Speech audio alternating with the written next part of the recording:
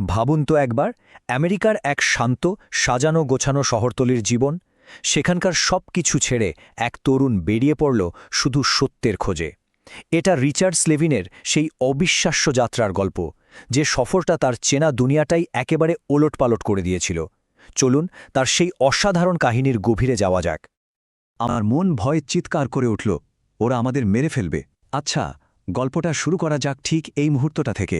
ইস্তাম্বুলের এক অন্ধকার বস্তিতে জীবন আর মৃত্যুর মাঝে দাঁড়িয়ে রিচার্ড। কিন্তু প্রশ্ন হল, এই ভয়ঙ্কর পরিস্থিতিতে সে পৌঁছালো কি করে? এর উত্তর জানতে হলে আমাদের গল্পের একেবারে শুরুতে ফিরে যেতে হবে। অধ্যায় ১, শহরতলির অনুসন্ধান। তো গল্পের শুরুটা হচ্ছে ১৯৬০-এর দশকে আমেরিকার ইলিনয়ের হাইল্যান্ড পার্কে। বাইরে থেকে দেখলে সবকিছু একদম নিখুঁত, শান্ত একটা শহরতলি। আর এখানেই বেড়ে উঠছিলেন তরুণ রিচার্ড স্লেভেন, যার মনের ভেতরটা কিন্তু মোটেও শান্ত ছিল না, বরং যেন ছিল হাজারো প্রশ্নে। রিচার্ডের দুনিয়াটা তখন যেন দুটো ভাগে বিভক্ত ছিল। একদিকে আমেরিকান ড্রিমের হাতছানি, মানে সম্পদ, নামডাক আর শহরতলির সুন্দর জীবন। কিন্তু ঠিক এর উল্টো দিকে ছিল এক অশান্ত পৃথিবী। ভিয়েতনাম যুদ্ধ চলছে, নাগরিক অধিকারের জন্য আন্দোলন হচ্ছে। এই সব কিছু দেখে তার মনে হতো এই আপাত সুন্দর জীবনের আড়ালে কোথাও একটা বিরাট শূন্যতা লুকিয়ে আছে। ঠিক এই সময়ে রাবাই লিপিসের একটা উপদেশ তার চিন্তার মোড় ঘুরিয়ে দেয়। তিনি বলেছিলেন, ঈশ্বরের কাছে নিজের ইচ্ছা পূরণের জন্য প্রার্থনা করার চেয়ে প্রলোভন, অসুবিধা আর সন্দেহকে জয় করার শক্তি চাওয়াটা অনেক ভালো। ব্যাস, রিচার্ডের যাত্রার মূল ভিত্তিটা এখানেই তৈরি হয়ে গেল। তার লক্ষ্য আর সহজে উত্তর পাওয়া রইল না, হয়ে উঠল শক্তি অর্জন করা। অধ্যায় ২, পূর্বের বিপদ সংকুল পথ।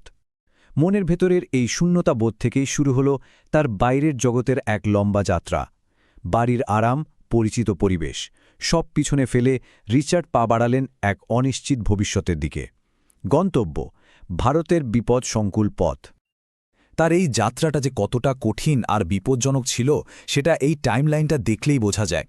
১৯৭০ সালের জুনে বন্ধুদের সাথে আমেরিকা ছাড়লেন। আগস্টে তুরস্কে ঢুকেই পড়লেন কলেরা মহামারী আর আতাতায়ীদের মুখে। অক্টোবরে আফগানিস্তানে গিয়ে এমন এক সাংস্কৃতিক ধাক্কা খেলেন যে তিনি প্রায় ভেঙে পড়েন। আর নভেম্বরে নেপালের এক নিষিদ্ধ মন্দিরে ঢোকার জন্য তাকে ছদ্মবেশ পর্যন্ত নিতে হয়েছিল। মানে প্রত্যেকটা পদক্ষেপই ছিল এক একটা নতুন পরীক্ষা। ভাবুন, এশিয়াতে পা রাখার সাথে সাথেই বিপদ যেন চার দিক থেকে ঘিরে ধরল। একদিকে কলেরার মতো মারাত্মক মহামারী, আর একদিকে খুনিদের অতর্কিত হামলা। তার আধ্যাত্মিক অনুসন্ধানের শুরুটাই ছিল এক কথায় জীবন মৃত্যুর এক কঠিন লড়াই।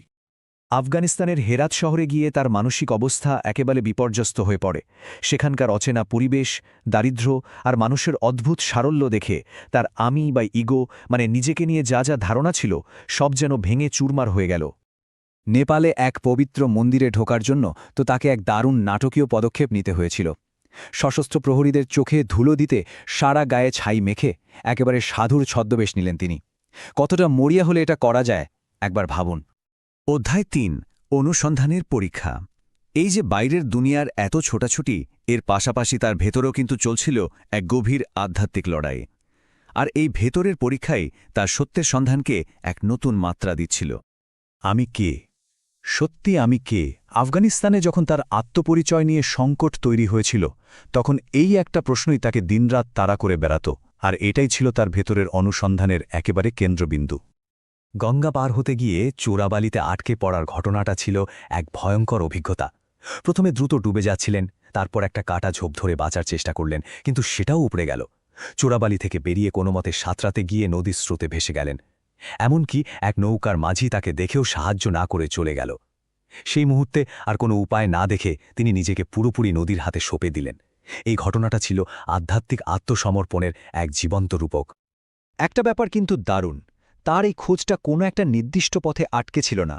যোগী, বৌদ্ধ ভিক্ষু, খ্রিস্টান সন্ন্যাসী থেকে শুরু করে নাগা বাবা বা শৈব সাধু, এমনকি সুফি সাধক বা ইসলামের মর্মী ধারার অনুসারী পর্যন্ত জ্ঞানের জন্য তিনি সবার দরজায় কড়া নেড়েছেন। আসলে সত্যের প্রতি তার নিষ্ঠা ছিল এতটাই গভীর। অধ্যায় ৪, বৃন্দাবনের হৃদয়। এত খোঁজাখুঁজি আর কঠিন পরীক্ষার পর তার যাত্রা অবশ্যই এক নতুন মোড় নিল। তিনি এসে পৌঁছালেন ভারতের পবিত্র শহর বৃন্দাবনে।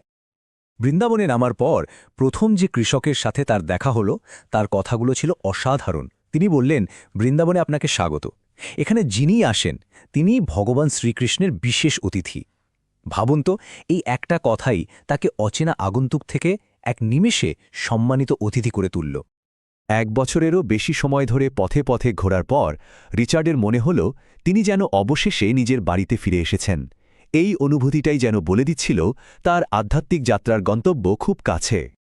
কিন্তু না, পরীক্ষা তখনও শেষ হয়নি। 105 ডিগ্রি ফ্যারেনহাইট, টাইফয়েড জ্বর, মানে মৃত্যু যেন দরজায় কড়া নাড়ছে। এক দাতব্য হাসপাতালের সাধারণ ওয়ার্ডে শুয়ে তিনি জীবনের শেষ মুহূর্তগুলো গুনছিলেন। এটা ছিল তার চূড়ান্ত শুদ্ধিকরণের মতো। অধ্যায় 5, গুরুর কৃপা লাভ। আর এখানেই তার যাত্রার সেই মাহেন্দ্রক্ষণটি এল। এমন একজনের সাথে তার দেখা হল যিনি তার জীবনটাকেই বদলে দিলেন, যার কাছে তার সব প্রশ্নের উত্তর ছিল। তার ভবিষ্যৎ গুরু শ্রীলা প্রভুপাদের এই সহজ কিন্তু গভীর কথাটা তার কাছে ছিল এক যুগান্তকারী আবিষ্কার। তিনি বলেছিলেন, যদি আমরা কৃষ্ণকে ভালোবাসতে শিখি তাহলে সব জীবকে ভালোবাসাটা খুব সহজ হয়ে যায়। এটা ঠিক যেন গাছের গোড়ায় জল দেওয়ার মতো। এই কথাগুলো তাকে সমাজের সব বিভেদ আর দুঃখ কষ্টের এক সর্বজনীন সমাধান দিয়েছিল, যার খোঁজ তিনি সেই আমেরিকা থেকেই করে আসছিলেন। শ্রীলা প্রভুপাদের সাথে দেখা হওয়ার পর তার যে অনুভূতি হয়েছিল সেটা তার নিজের কথাতেই সবচেয়ে ভালো বোঝা যায়। তিনি লিখেছিলেন, আমি এক গভীর অথচ ব্যক্তিগত ভালোবাসা অনুভব করলাম, যা আমাকে এমন এক স্বস্তি দিয়েছিল যে আমি আগে কখনো পাইনি। এই সেই স্বস্তি যার জন্য এত লম্বা আর কঠিন এক যাত্রা। এবং সবশেষে তার গুরু শুধু সামান্য মাথা নাড়লেন, তার চোখের দিকে তাকালেন আর বললেন, হ্যাঁ, তুমি ঘরে এসেছ। এই সহজ শান্ত কথাগুলোই নিশ্চিত করে দিল যে তার একটা যাত্রা শেষ হল আর শুরু হল এক নতুন জীবন। রিচার্ডের এই অসাধারণ যাত্রাটা আমাদের সবার জন্য একটা গভীর প্রশ্ন রেখে যায়। জীবনে নিজের আসল ঘরে ফেরার মানেটা ঠিক কী? এই উত্তর খোঁজার যাত্রাটা হয়তো আমাদের প্রত্যেকেরই নিজস্ব, তাই না?